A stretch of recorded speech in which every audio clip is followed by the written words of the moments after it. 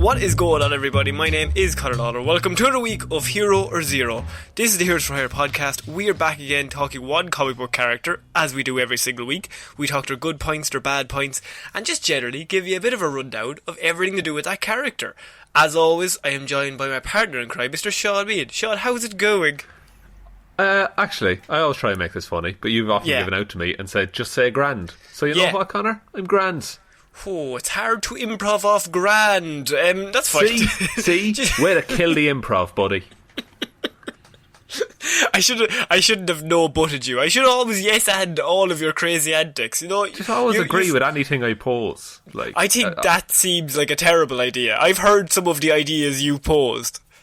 What have I said? Oh, name 10 things illegal that I have said. You can't. I've only said 9. Not possible. I'm fairly sure I endorsed Victor Zaz's actions in one episode. You did. No, you did. And he's a serial killer. As we learned in Hero or Zero 2 weeks ago.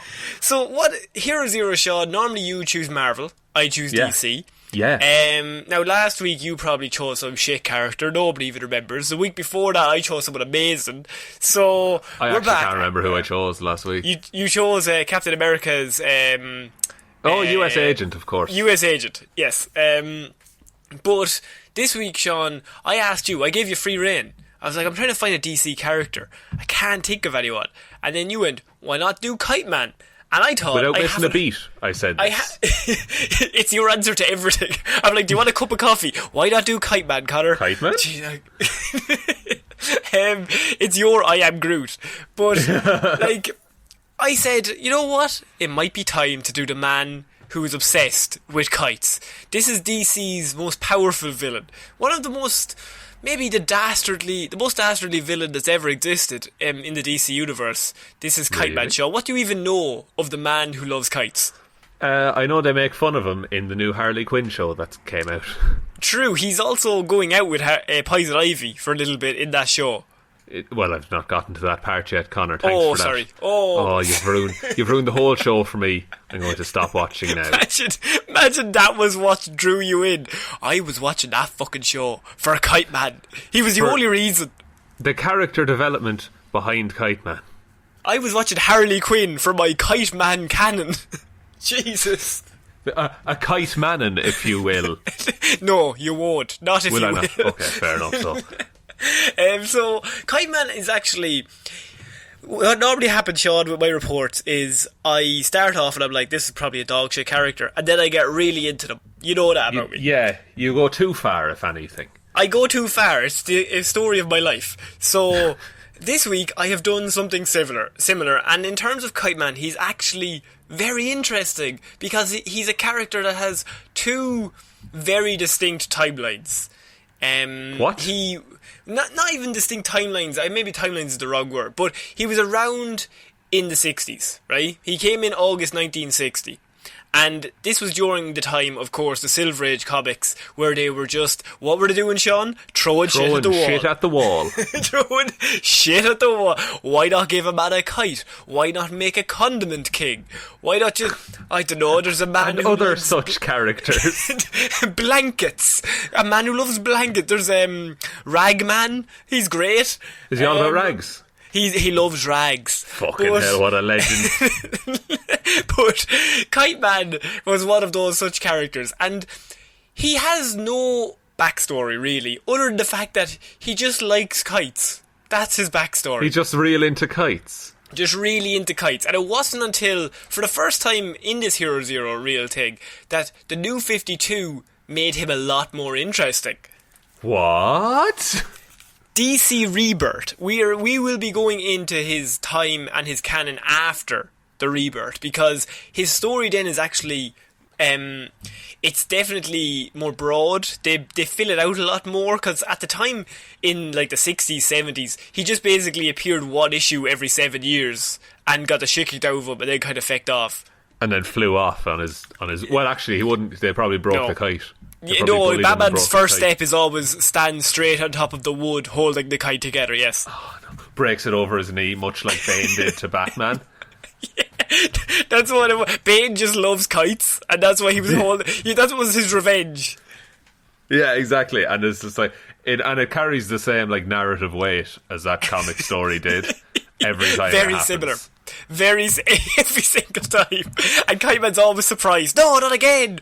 Who could have predicted? So I'll go into the original story, and then there'll be a massive shift at some point, and it gets a lot more interesting. But we'll get the first bit out of the way. So he is created by Bill Finger and Dick Sprang, which I think is a fucking great name. Dick Sprang. Or is it Dick Spring? Sorry.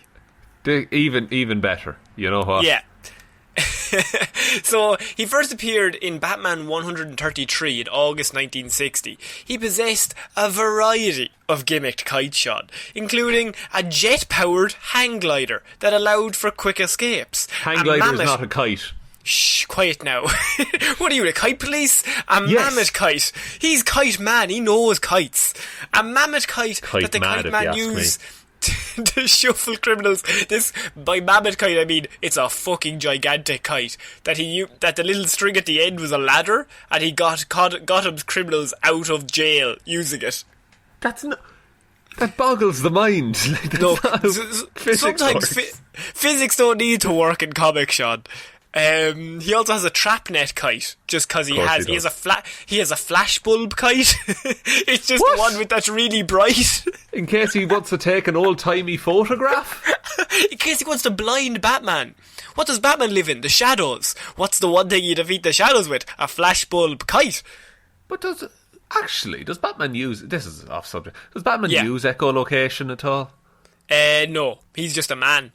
Of course. That's true. What about that scene in The Dark Knight where he breaks all those people's... into all those people's phones, and then Morgan Freeman's like, I won't be having this. And then he explodes it. He does explode it, yes. So, using kites of his own, Shaun, Batman tracked down and captured Kite Man. Because the only way to fight a kite is with a kite. With a kite. This is the 60s comics. What do you think he was going to fight him with? Like, he looks at this man with a kite, and his first stop is like, we could just, like, fire a batarang at the kite, make a hole in it, and then he would land. No, I need an outfit. I need a colourful, like a plane. Bright... Yeah, we have a jet plane. Robin's like, there's a plane right there, and he's like hammering away at the kite. Why am I hammering at this kite? I'm ruining the fabric. So he gets taken down basically immediately. Every single time he appears in comics, he lasts for one issue. Jesus. Okay. Yeah. He's next appeared in 1979, so 19 whole years later in Batman. So presumably he's been building a really good kite in that time. You would think. And in that, he used that time to look upon himself, and he was like, where was I weak? Not the kites. The kites was the strength. Flaws. Where else was it weak? You know what he needs? He needs new armour, new equipment, Shaun. Maybe an upgrade on the gear. You know what I mean? That's how you beat Batman. If you keep upgrading your gear, eventually you'll be too upgraded and you'll take him out. So... I know what you're thinking. What was this massive upgrade he had? Well, he came back this time bigger, better, sharper than ever, with a visor over his eyes to protect him, I can only assume, from splashes. Well, the splashes are famously what took him out the first time, right? True. Right? They had some connection. It wasn't the big kite that Batman flew. He came back the second time with a visor. It took him 19 years to devise this plan. To devise this plan. Exactly. Oh, did you see? No, it's fine. I set him up, you knock him down. Which, now, this might surprise you, but he didn't have the visor in his original story, so, bit of an upgrade. He's moving up in the world. So after, this might surprise you, but he betrayed some of his hired goons because they were below him, and Batman then defeated him again, flying his own bat-shaped kite. It had to be a bat-shape, didn't it? It did. So this is still the 70s, so they're thinking he goes away again, and he comes back, but he doesn't go for Batman this time. He thinks, I'm better than Batman. Now, Batman has defeated him twice, but I mean, it was basically a draw both times, if you discount the fact that he got arrested twice. So... Oh, yeah, that's true. That is how it works. When you look at it like that, I mean, I think he won. So, he decided this time he would actually go after people who are both magic and can actually fly. And hang on, let me guess. Is it the Black Condor. No, imagine. The Black Condor versus Kiteman would be a fight for the ages. No, the Black Condor was busy stealing that other man's life. No, this was Hawkman, Hawkgirl, and Zatanna. Probably three of the most powerful DC heroes. Kiteman said, "I'll be having you." And he was just like, "Yeah, I'm your friend now." And within this article, or this issue, I should say, his real name was revealed: Charles Brown, or Charlie Brown, if you will, Shaun. Charlie Brown, of course, famous for not being able to fly kites.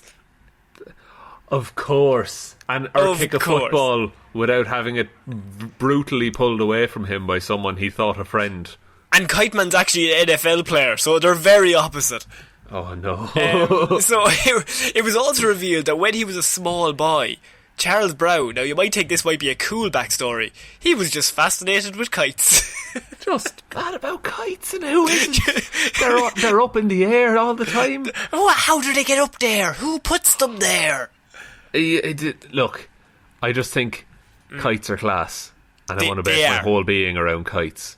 And so it does causing him to adopt and use kites as part of his guise as a costume villain. That's all the backstory you need.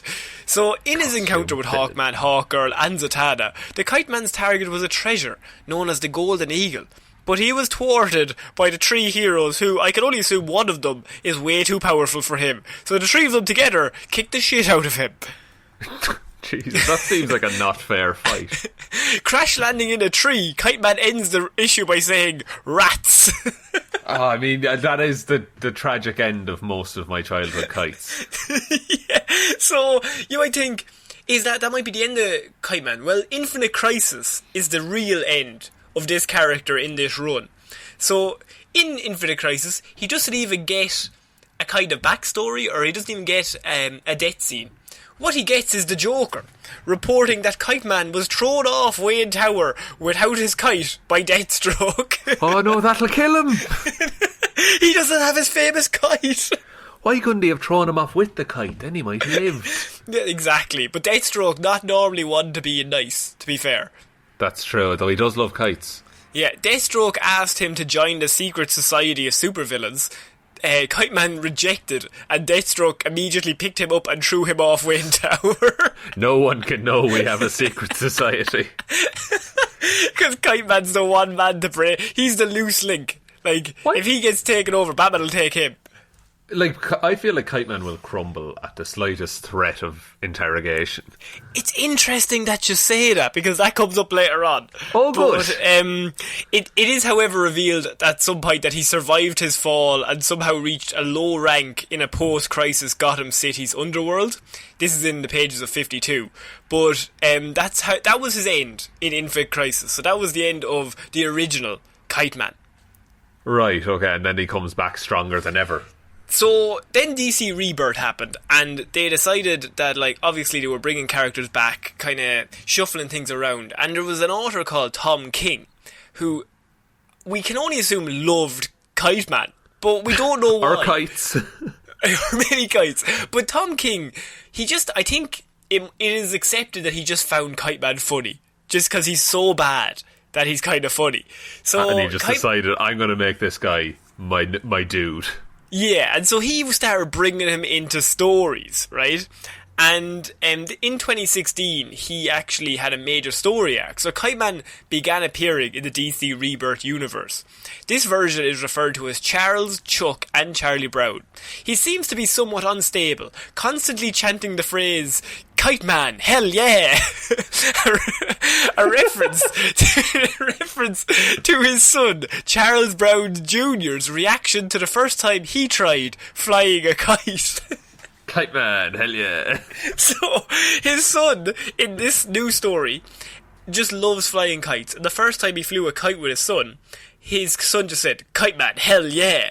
And so, why Kiteman is interesting is because he became a complete cult hero from that one line. So if you look up anything, if you look up Kiteman and go to Google Images, one of the first 5 images you will definitely see is a speech bubble where he says, "Kiteman, hell yeah," because that is his famous catchphrase. That's just what he does. he says it about himself after every successful crime, or any crime that is still in progress. When he gets out with the jewels, then there's always a panel where he looks at the jewels and goes, "Kiteman, hell yeah," before flying away. I've just looked it up, Conor, and as you say, it's right here. Is it not? That is so. Do you know, like when something on the internet just explodes and it's dumb and it's hard to explain why it's popular? Yeah. Like something on Twitter or something, and like people are talking about it. Like if you would explain, do you remember that dress that was 2 different colours like 2 years ago?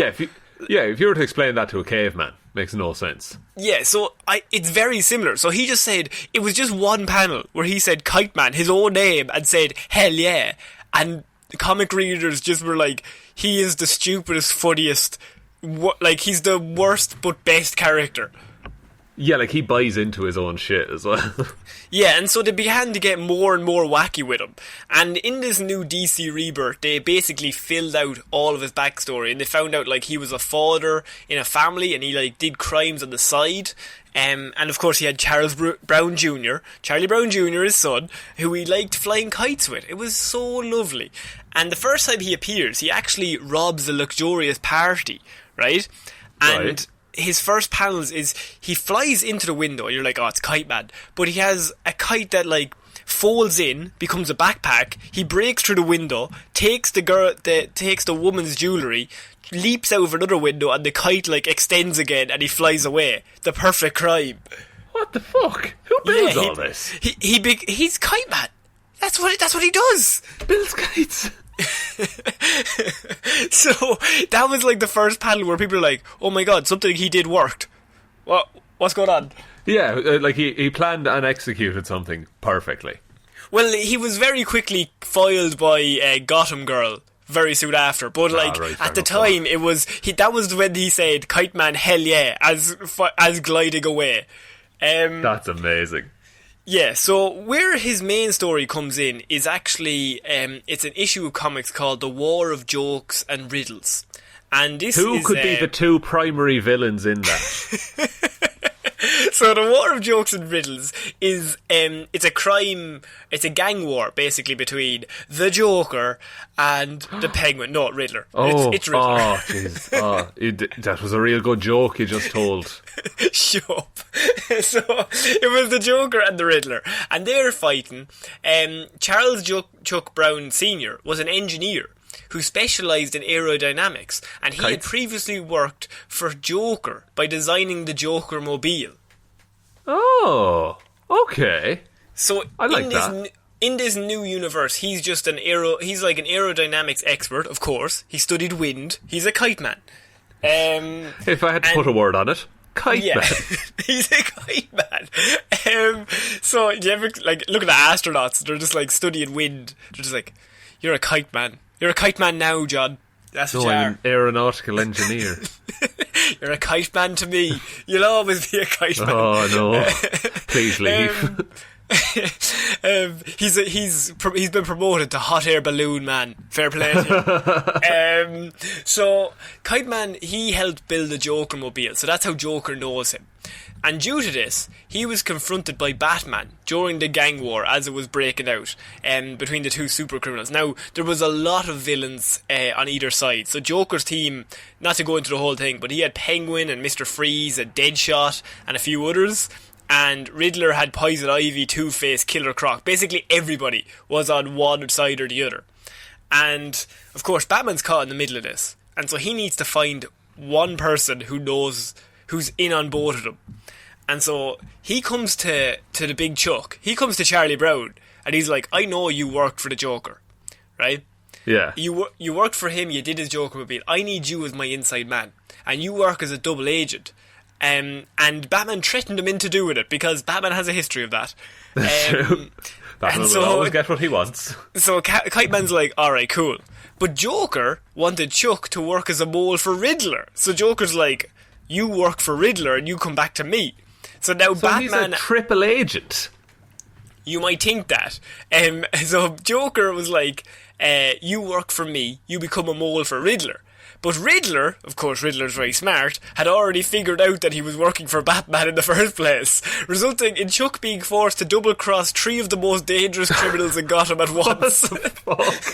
So, they all now know that he's double-crossing them. Kiteman, hell yeah. Kiteman, hell yeah.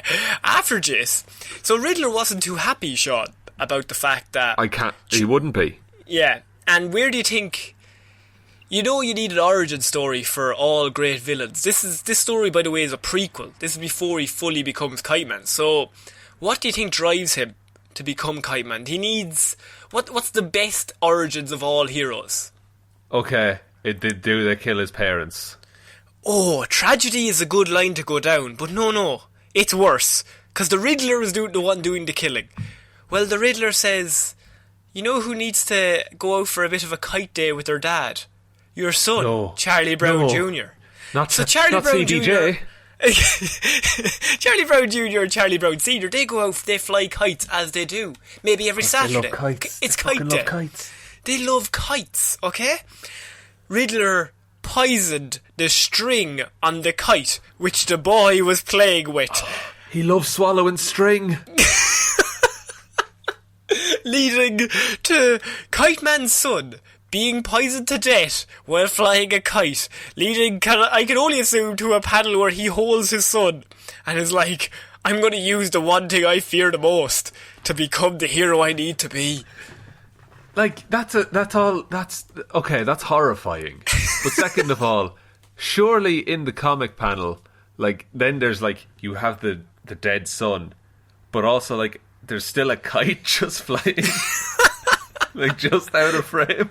Just out of frame. The son dies because of a poisonous string on a kite. Of course he does. So Kiteman's like, I need to figure out some way. He's distraught, right? And he wants vengeance on Riddler, obviously, for the murder of his son. He's right to want vengeance. Exactly. So Charles created a hang glider suit for himself and then dubbed himself Kite Man. This is his new origin. Hang glider's not a kite. It's just... What are you, the kite police? Again? I don't mean to tell him his business. Yeah. But a kite is attached to a string that someone holds. That's poisoned. It has to be poisoned, otherwise it's not a kite. That child is the one boy to ever actually fly a kite. And he officially joined the Joker's team in the gang war. So he's like, fuck you, Riddler. I'm joining Joker because you killed my son. And how did Joker react? She was just like, oh, okay, I guess this dude's a kite. I think the Joker was in the middle of a gang war and he already had, like... On his side, he already had Penguin, Mr. Freeze, Deadshot, Man-Bat, Ventriloquist, Solomon Grundy, Kluma. He's busy with all them. So when this guy turns up, he's like, now I'm on your team, Joker. He's like, yeah, cool. Alright, grand. That'll do me. Go to the back. So within the war, Kiteman became considered something of a joke, Shaun, despite his technological skills. And it was revealed that Riddler purposely drove Chuck to insanity, as he knew he was weak-willed enough to give away the Joker's location when the time came and when he was pressured. It's like, nah, he'll crack. He'll sing like a fucking canary. So Riddler's whole plan is, we'll just kill that chap's son, turn him mental, because he'll eventually just tell me where Joker is, and if I never need that information in this gang war, that would be handy, like. That's what we call the long game. That's the long game. Now, unfortunately, Charlie Brown Jr. had to die, but you shouldn't be playing with kites anyway. They're no crack. They're just gonna fucking end. It's never windy enough for a kite. Never. And we live in Ireland. It's always windy. It's mainly wind. So ultimately, Charles allied himself with Batman in the end to defeat Riddler. Right. So at some point, it actually became that he was working with Riddler and Batman.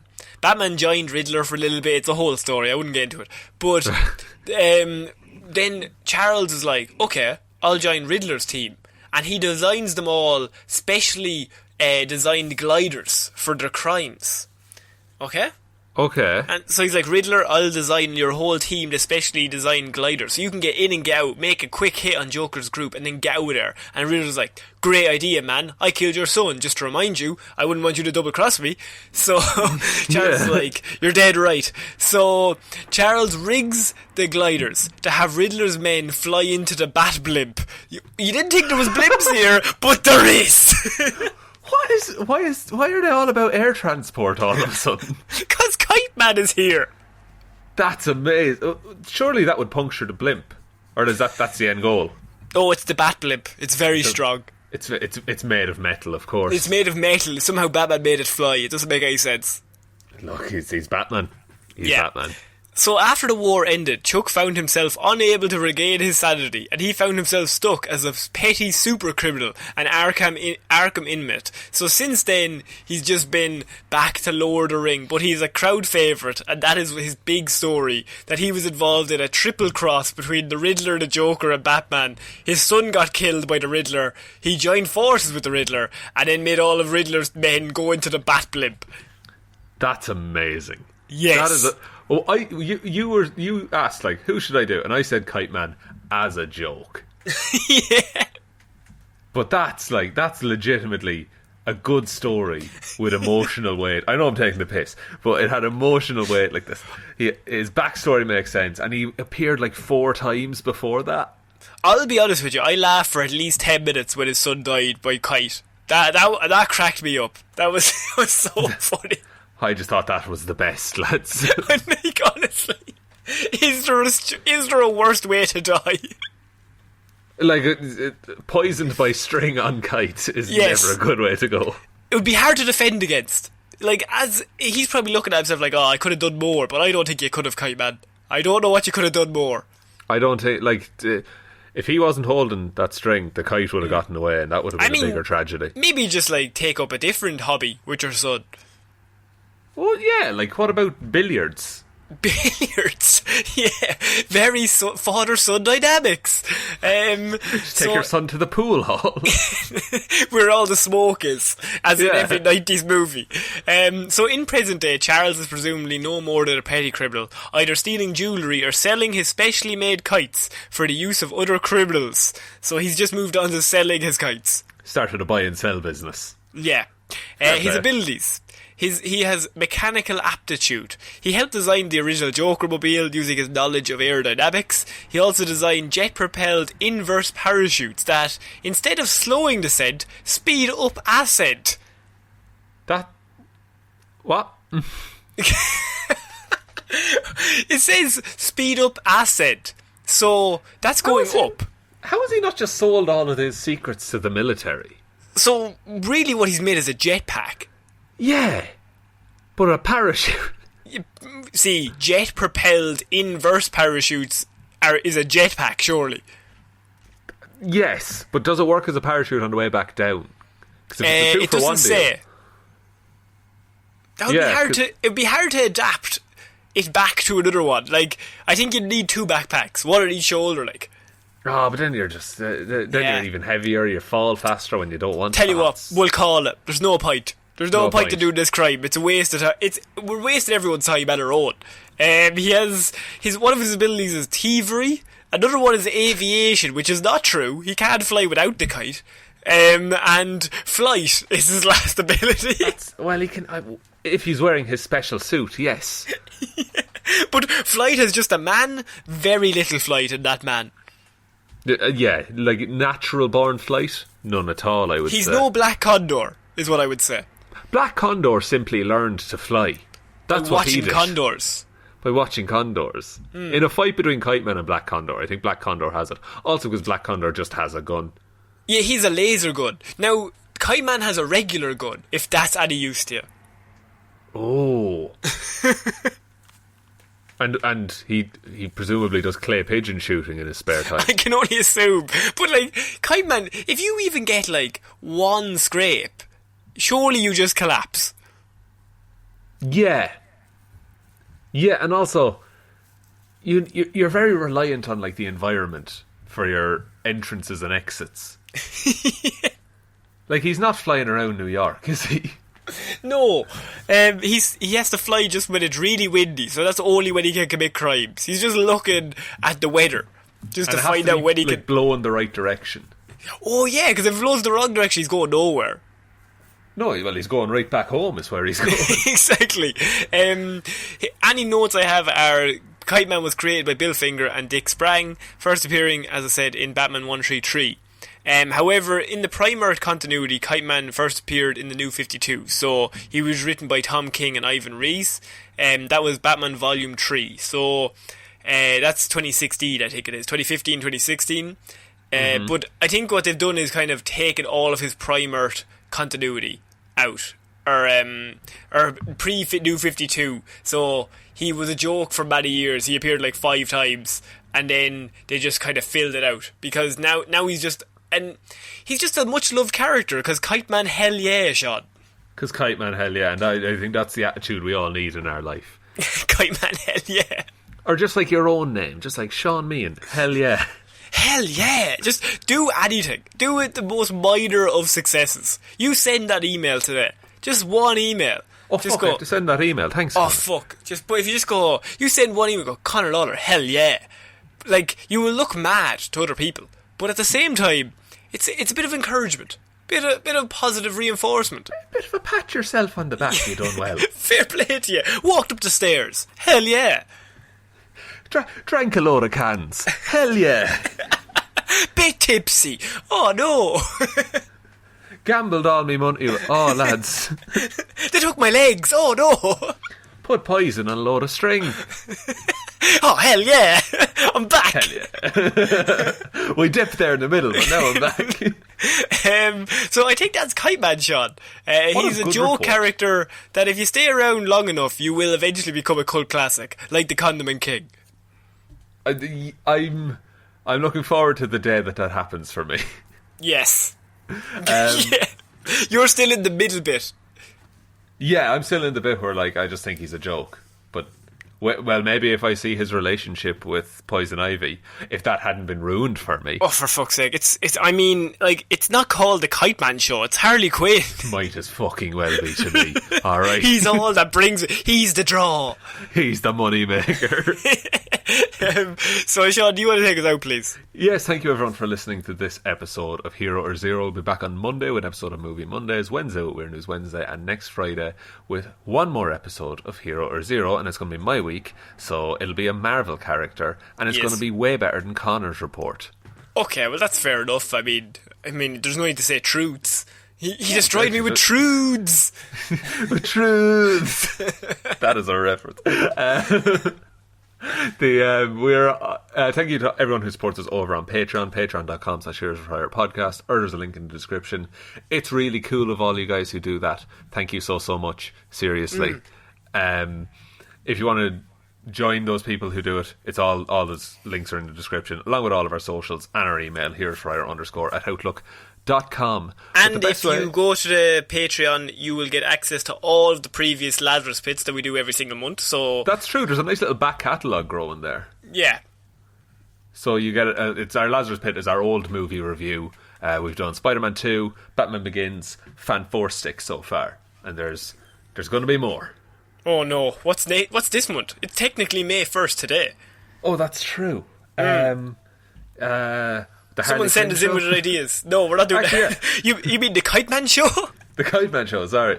Yeah, if anyone has any ideas for movies you want us to watch and rib on, send them on in. Yeah, sure, why not? Yeah, and the best way you can support the show, leave a review and a rating on iTunes. That shoots us up the rankings really highly. Or you can... what's the other thing we say? Tell one human being we exist, Shaun. Tell one human being we exist, now, please. There were people asking after Weird News Wednesday, what about aliens? Do they come under that bracket? See, I'm still debating it. I think if it's like a friendly alien, go ahead. If it's like a conquering alien, I'd still go ahead. Talk to him. I want to get that download, but at the same time, watch yourself, like. Just like, like say it and then leave. Don't hang around. Say it and then run. Like, download Heroes for Hire. Okay, bye. Bye bye. Okay, I think that's it for this week's Hero Zero, Shaun. Right, thank you everyone for listening. I've been Conor Lawler. I've been Shaun Dean. I'll see you next week, guys. Bye. Bye.